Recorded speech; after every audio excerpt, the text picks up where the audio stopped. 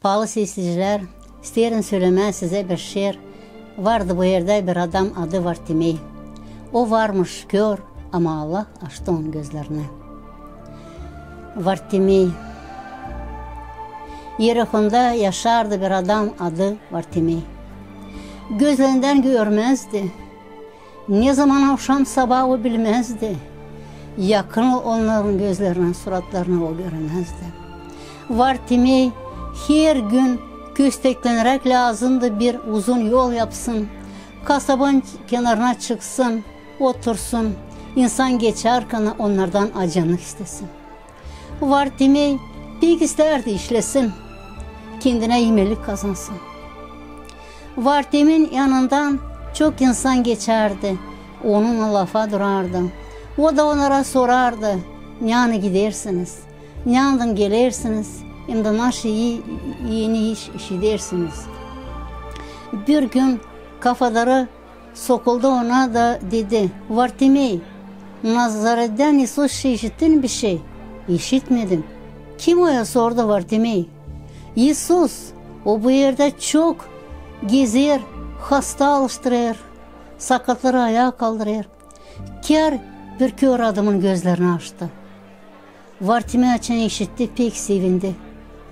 Dedi, ben her gün kösteklenerek de bu kasabanın kenarına çıkacağım, oturacağım. Ne zaman İsus buradan geçecek, ben onu daha canlı isteyeceğim. Gün günden o hep gider, oturur. De yoğurtu paskelle gelir. İnsan hepsi sürüyle Yerusalim'e gider. İsus şenliklerle toplandı, o da Yerusalim'e yollandı. Vartimey bir gün gene çıktı, kenarda oturdu. Çok geçmedi, şamata işitti. Kim buradan geçer söyleyin bana, yalvardı. İsus Nazaret'ten geçer. Vartimey açan işitti, pek sevindi. Büyük sesle parmağı çeketti. İsus, David'in oğlu, acı beni. İnsan Vartimey'i susturur. Avutta pek bağırır.